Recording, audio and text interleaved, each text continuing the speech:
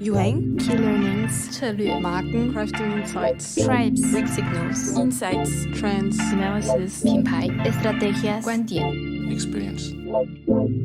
Vibrations by DinVibe.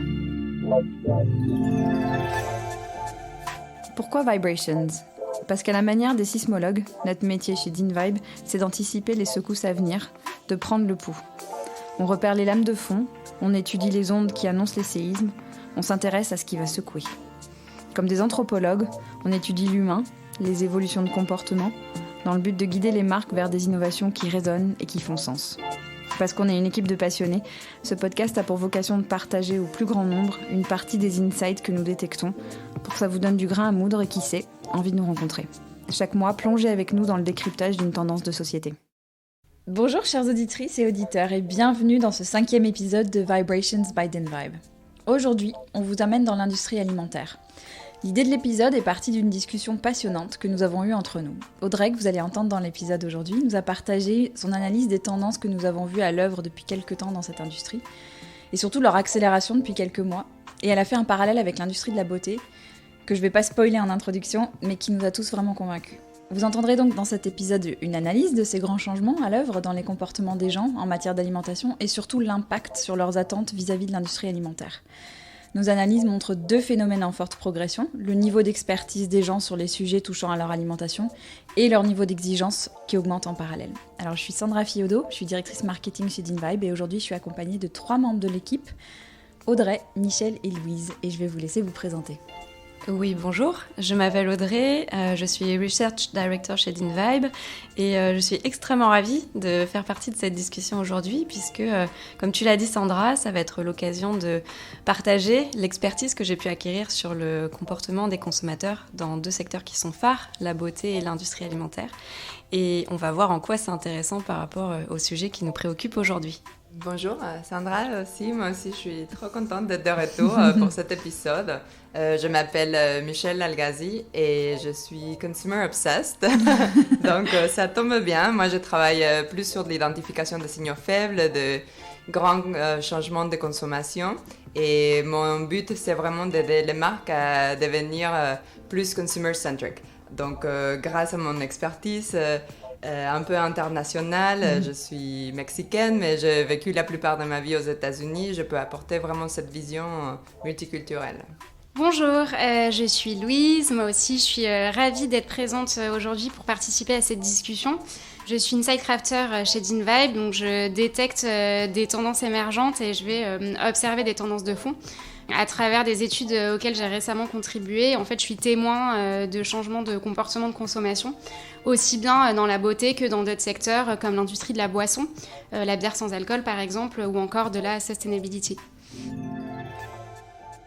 Merci beaucoup toutes les 3. Et vous entendrez aussi dans cet épisode la voix des consommateurs, des verbatims vraiment de personnes qui sont extraits des réseaux sociaux. Alors Audrey, j'ai envie, c'est dommage qu'on n'ait pas enregistré cette première conversation, mais j'ai envie qu'on l'ait à nouveau en fait. Donc j'ai envie qu'on fasse un retour en arrière et qu'on ait cette conversation passionnante qui avait été à l'origine de l'épisode. Pour toi, il y a un parallèle à faire entre les évolutions rapides qu'on voit dans les attentes des gens vis-à-vis de l'alimentation et une prise de conscience similaire qui a eu lieu dans la beauté. Est-ce que tu peux nous en dire plus là-dessus, s'il te plaît ? Ouais, tout à fait Sandra, avec plaisir. Alors en fait, depuis le début de la pandémie et en particulier pendant le confinement, puisque c'est notre métier, on a analysé et scruté en détail le comportement des individus grâce au contenu qu'ils vont poster spontanément sur la sphère sociale. Et comme tu l'as dit, on a noté une très nette accélération de certains phénomènes.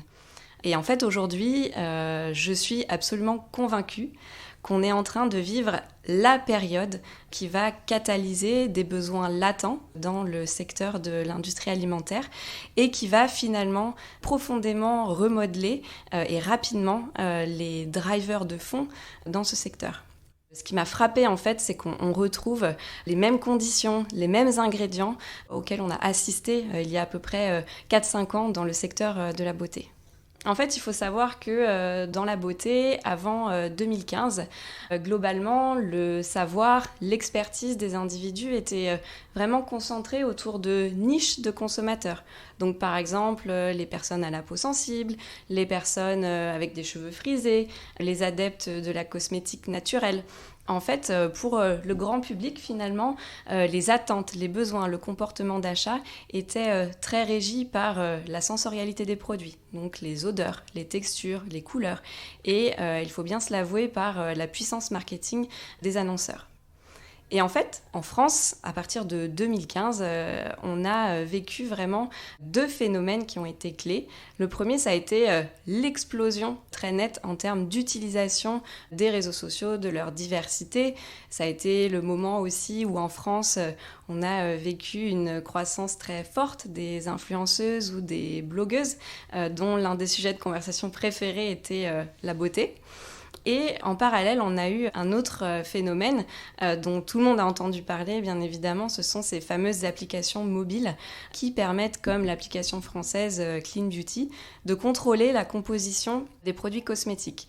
Et en fait, ces 2 phénomènes, de manière conjointe, ont vraiment accélérer la diffusion du savoir et de l'expertise auprès du grand public.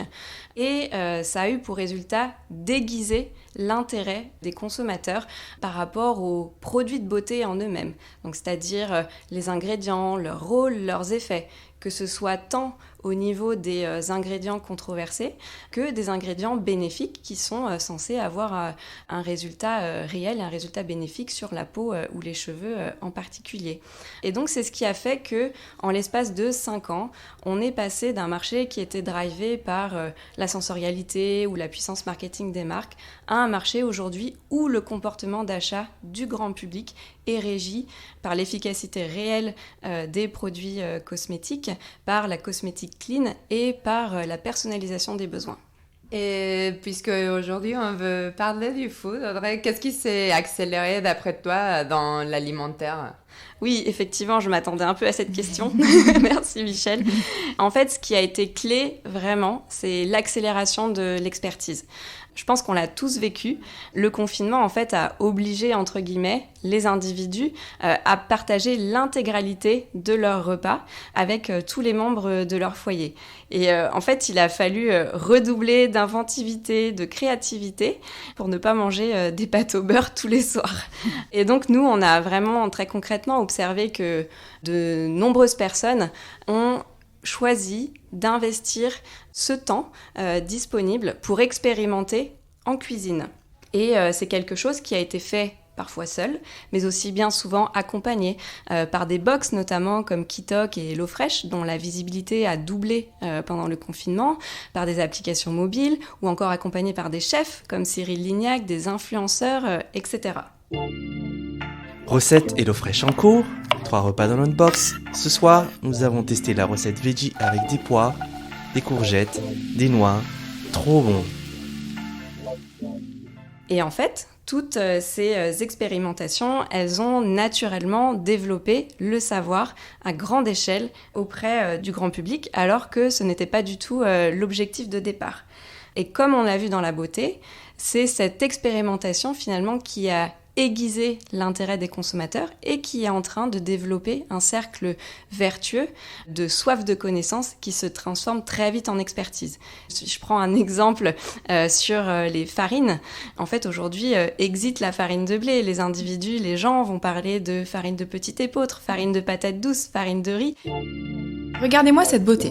Il s'agit du cake fondant chocolat et beurre de cacahuète de la ligne gourmande. N'ayant plus de farine de petit épeautre, j'ai utilisé la farine Mix B de Char sans gluten. Le résultat est top, son cake est moelleux, vraiment délicieux. C'est quelque chose qui était impensable il y a quelque temps auprès du grand public, ou en tout cas ces types de farines étaient réservés à des profils très spécifiques. Oui, c'est vrai. Quand tu parlais de farine de petit épeautre il y a quelques mois, Tout de suite, on savait, à quelle catégorie, à quelle niche tu appartenais. Mais du coup, ça veut dire quoi concrètement pour les gens qui nous écoutent et qui travaillent dans l'industrie alimentaire, dans l'industrie food ? Ouais. En fait, pour moi, il y a vraiment une idée à retenir, c'est le concept de catalyseur. Et c'est vraiment un terme que j'aime beaucoup parce que je trouve qu'il symbolise parfaitement ce qu'on est en train de vivre dans le secteur de l'alimentation et ce qu'on a déjà vécu dans la beauté. En fait, le confinement, la pandémie de manière plus générale, va nous faire gagner 10 ans dans le changement de statut, de tendance qui était émergente. Quand on regarde ce qui s'est passé dans la beauté, ces changements de driver auprès du grand public, ils se sont faits en l'espace de moins de 5 ans. À l'échelle d'une industrie, c'est extrêmement court. Et ce qui est pour moi aussi très important de comprendre, c'est que cette accélération, ce développement de l'expertise, eh bien, il s'accompagne toujours d'exigences de plus en plus pointues chez les consommateurs. Et c'est pourquoi on prévoit qu'on va passer très rapidement d'un marché qui est fortement régi par des besoins de prix, de praticité, d'achat d'impulsion encore parfois, à un marché finalement d'experts avec des exigences très pointues. Alors justement, on va en parler de ces exigences dans la suite de la discussion, on va rentrer un peu plus dans le détail. Michel, toi, tu as vu cette tendance de fond se matérialiser aux US il y a quelques années déjà. Et d'ailleurs, c'était drôle parce que quand on en parlait entre nous, toi, tu as 10-15 ans d'avance sur tous les sujets qui commencent à émerger aujourd'hui. Est-ce que tu peux nous parler un petit peu du marché américain et de ce que tu as perçu et du parallèle qu'on peut faire ?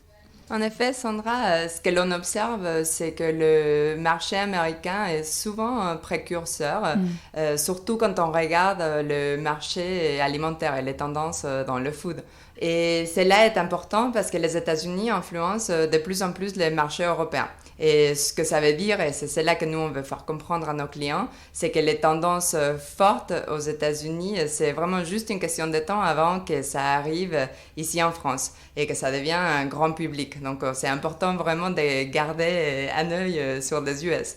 Si on prend par exemple un exemple concret, le vegan. Donc, cette tendance à ne plus consommer ni la chair animale, ni les produits laitiers, ni les œufs, ni le miel, bref, aucun produit vraiment en lien avec l'exploitation animale. Cette tendance qui est plus que ça, parce que c'est plus qu'un régime alimentaire, c'est vraiment un changement de mentalité. Oui, c'est un mode de vie presque. Oui, complètement. C'est vraiment un changement de comportement et de mentalité. Cette tendance du vegan, on l'a vu développer aux États-Unis au début des années 2000.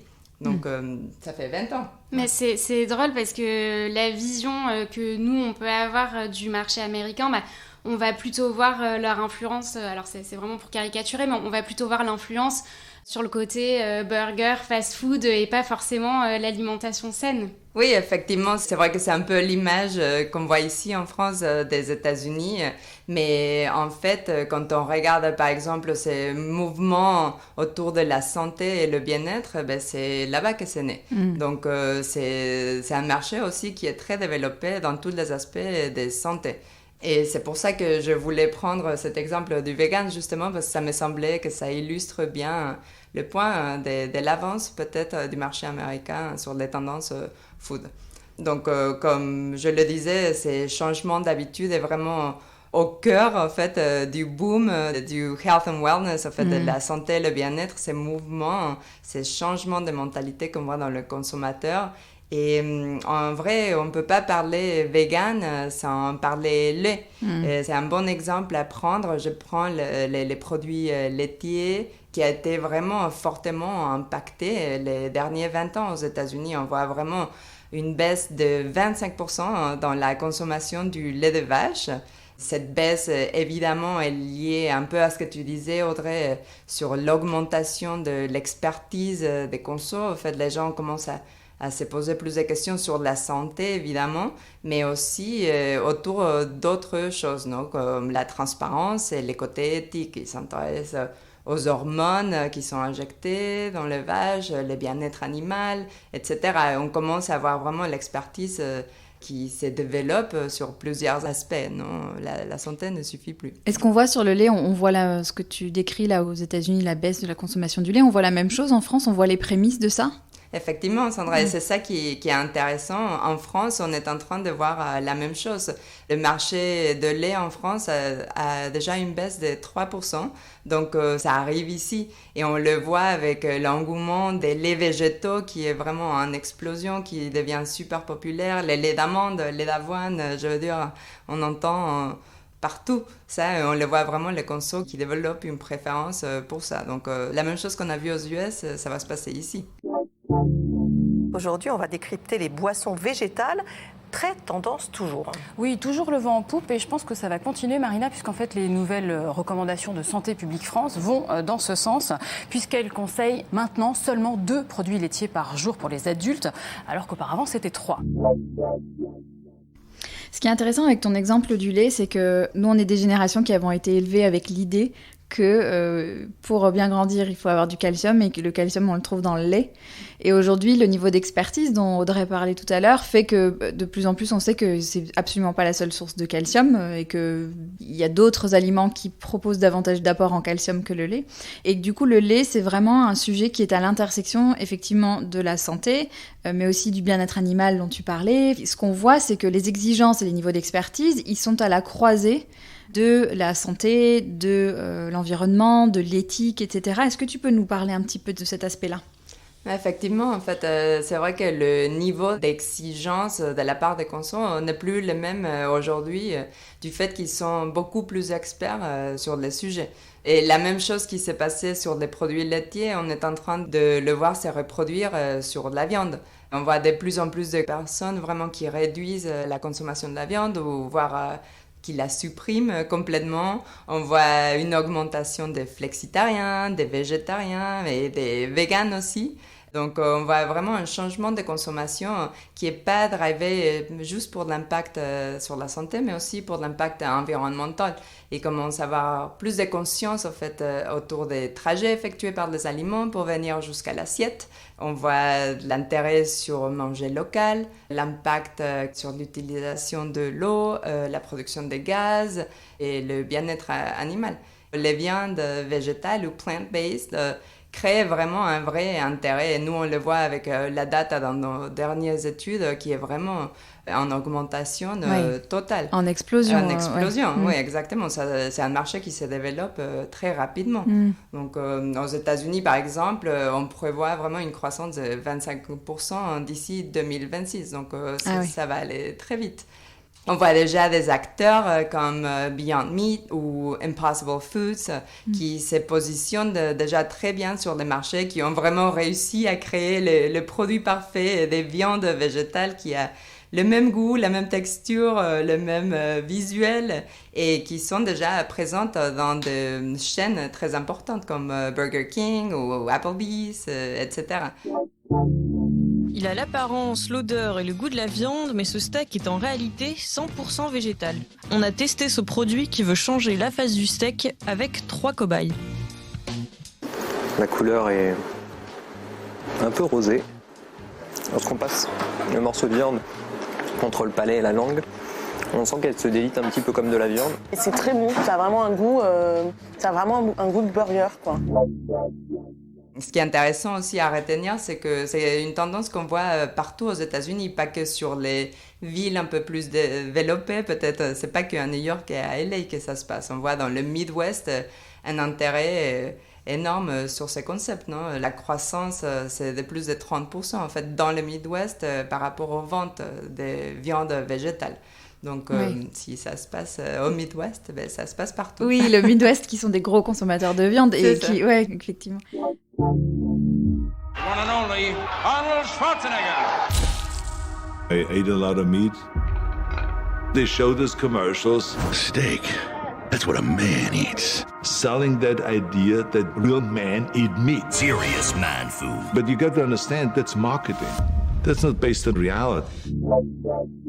Et justement, pour reprendre le parallèle avec la beauté, cette notion d'exigence un petit peu sur tous les fronts, c'est aussi ce qu'on a vu, Audrey, sur le fait que la cosmétique clean, dans un packaging pas du tout recyclable, etc., il y a un problème d'incohérence que les consos pointent du doigt.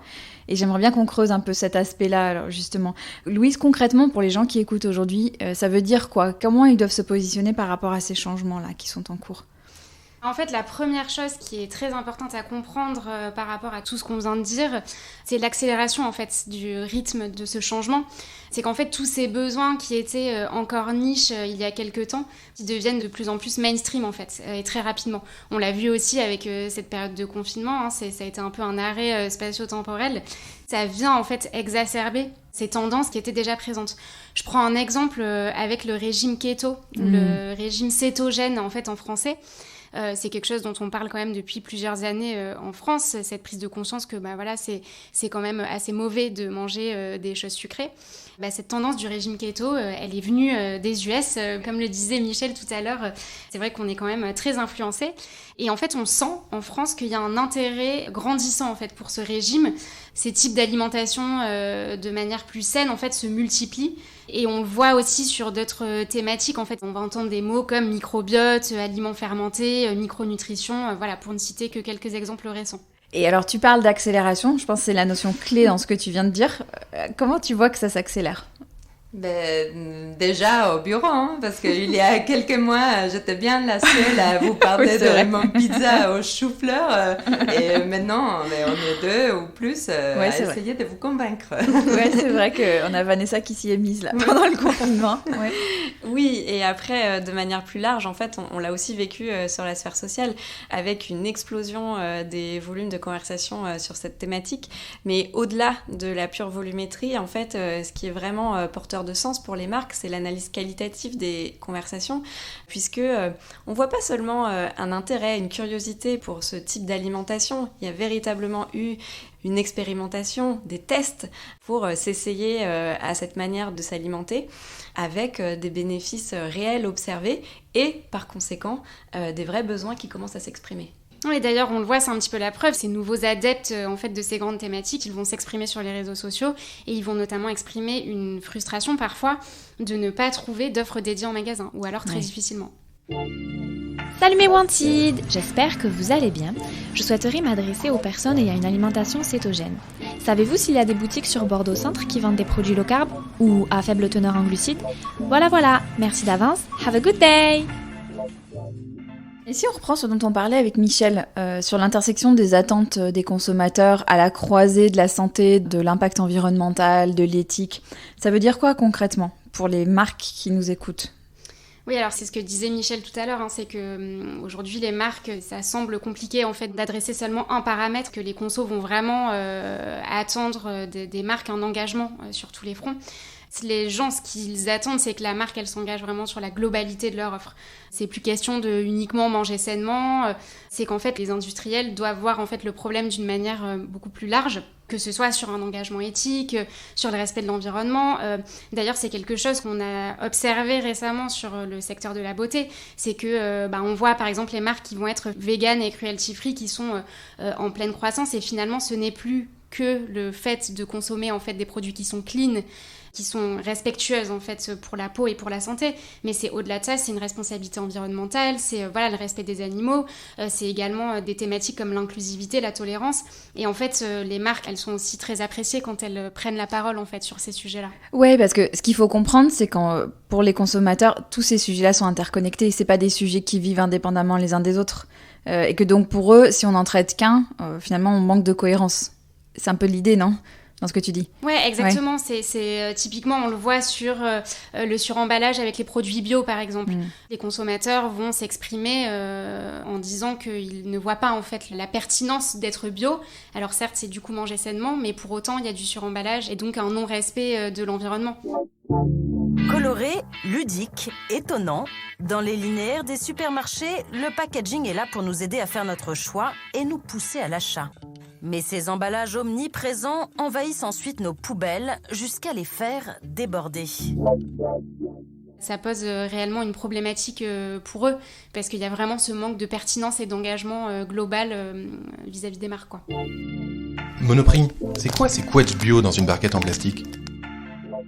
Moi, ça me fait penser, Louise, ce que tu disais sur l'engagement, sur tout le fond.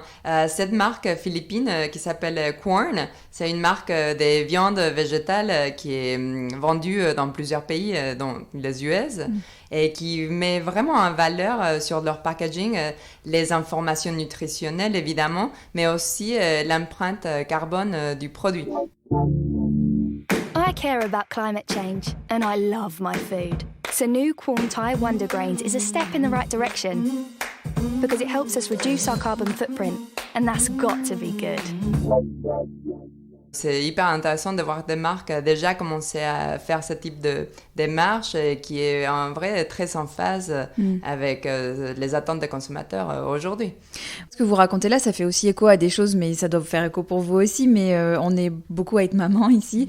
On la voit, cette incohérence de proposer des goûters bio, mais suremballés et qui sont pleins de sucre. On se dit, mais elle est où la solution qui cocherait toutes les cases, quoi ?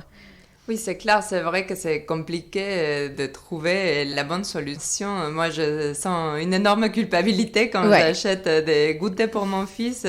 Soit je choisis plein de sucre ou plein de packaging, etc. Donc, il n'y a pas la bonne solution. À moins de faire soi-même, mais on n'a pas toujours le temps. On n'a pas toujours le temps. Est-ce que tu as un exemple de marque là, Michel nous parlait de Quorn, qui est une marque encore niche, mais dont on peut supposer que ça va créer un précédent finalement, cette recherche de transparence, enfin cette proposition de transparence de la part des marques, non seulement sur les informations nutritionnelles, mais aussi sur l'impact carbone. Est-ce que, Louise, tu as un exemple de marque plus installée peut-être, qui a pris la mesure de l'ampleur des attentes des consommateurs ? Oui, tout à fait. Je pense spontanément à Ben & Jerry's, que tout le monde connaît pour ses très bonnes glaces.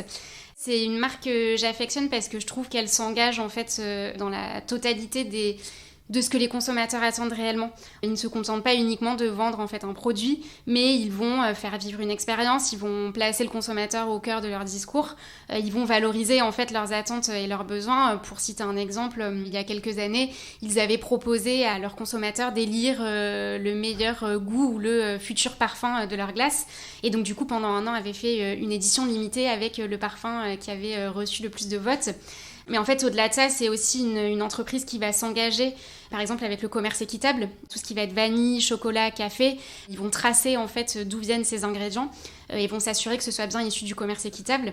Ça a été les premiers, par exemple, dans les années 90 à s'engager contre l'hormone de croissance bovine. Premièrement, ils avaient peur de perdre la confiance de leurs consommateurs et aussi parce qu'ils se faisaient du souci pour les fermes agricoles. Et donc, en réponse à ça, alors déjà, il y a eu un engagement pour dire non, nous, on est contre. Et puis, deuxièmement, c'était de dire on va créer en fait une association pour soutenir en fait ces fermes agricoles. Au-delà de ça, en 2014, ça a été un peu les premiers à écouter les consommateurs par rapport à la baisse de consommation de produits laitiers, comme le disait Michel tout à l'heure. Et en fait, du coup, ils ont lancé une gamme vegan en fait, à la suite de ça. I think Ben & Jerry's is doing such an awesome job with their non-dairy flavors. I haven't tried any other brands of non-dairy yet, so I'm not exactly sure what I should be looking for in non-dairy ice cream, but I highly, highly recommend the non-dairy Ben & Jerry's chocolate fudge brownie. It's so good. On voit que cette marque en fait va s'engager sur différentes thématiques, en fait toutes celles qu'on a vues tout au long de cet épisode, qui prouvent qu'en fait c'est possible de s'adresser en fait aux consommateurs en incluant tous les besoins qui en découlent. Merci beaucoup à toutes les trois pour cette discussion qui était vraiment riche. Si on veut en retenir l'essence, il y a deux notions. Il y a la notion d'accélération du niveau d'expertise, des connaissances des gens sur l'alimentation, et donc l'urgence à proposer des offres qui répondent à des besoins qu'on pouvait encore classer il y a très peu dans des catégories niches, mais qui deviennent vraiment grand public aujourd'hui. Et qui plus est, des besoins qui sont à la croisée des prises de conscience des gens, que ce soit en matière de santé, en matière de respect de l'environnement, d'éthique et bien d'autres sujets. Alors on sait, le produit parfait n'existe pas, on sait que ce qu'on dit là c'est exigeant, mais il faut bien avoir en tête que acheter un produit aujourd'hui c'est adhérer aux valeurs de la marque, et c'est de plus en plus vrai pour les consommateurs. Il y a un concept qui est devenu un peu une obsession chez nous ces derniers temps, c'est le concept de living brand, les marques qui placent l'humain au cœur de leur stratégie et qui s'incarnent elles-mêmes comme un être à part entière. Et c'est des marques qui défendent des valeurs, qui partagent des passions, des émotions, qui font part de leur réussite, autant de leurs échecs. Et elles mettent l'écoute des besoins des clients au cœur de leur réflexion et de leur stratégie. Et elles tissent des liens très forts et durables avec leur communauté. On en a parlé dans l'épisode 4, dans lequel on a longuement parlé de stratégie d'influence au-delà des influenceurs. Et vous n'avez pas fini de nous entendre en parler parce que c'est vraiment notre dada en ce moment. Et si d'ailleurs c'est un sujet qui résonne pour vous, n'hésitez pas à nous appeler ou à nous écrire. Vibrations, vibrations, @dinvibe.com. On sera ravis d'en discuter avec vous. Merci beaucoup à toutes les trois. Merci Sandra. Merci beaucoup. Et merci à vous pour votre écoute. On se retrouve le mois prochain. Pour en savoir plus sur DinVibe, retrouvez-nous sur www.dinvibe.com ou sur nos pages LinkedIn et Instagram. Et si vous avez aimé cet épisode, partagez-le avec vos amis et votre réseau. Vous pouvez aussi soutenir ce podcast en vous abonnant sur la plateforme de votre choix et en laissant un commentaire et des étoiles sur Apple Podcast. Cet épisode a été produit par le studio Encore, réalisé par Chloé Vibo et Jeanne-Marie Desnos. Merci et à très bientôt.